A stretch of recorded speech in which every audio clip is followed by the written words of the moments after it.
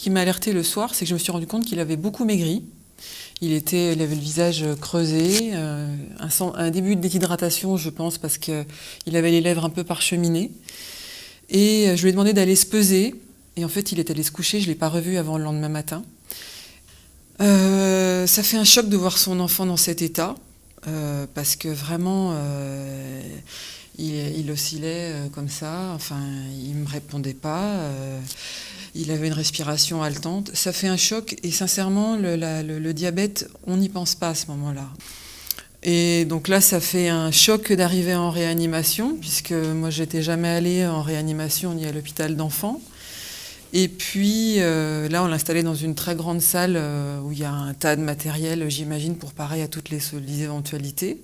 Et on lui a installé sonde urinaire, sonde gastrique, première perfusion d'insuline. Et il a passé la nuit là et il était inconscient.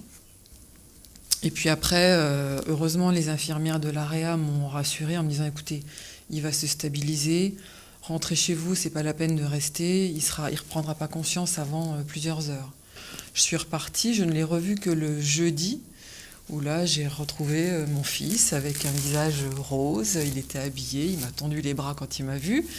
Là j'ai vu le docteur Bournès qui à l'époque nous suivait, qui là a posé le diagnostic, a commencé à nous parler de la prise en charge et de la suite immédiate.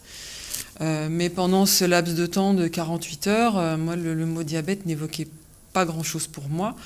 Sauf les conversations qu'on a eues avec mon mari, il va se passer ça, on a commencé à nous parler de pompe à insuline.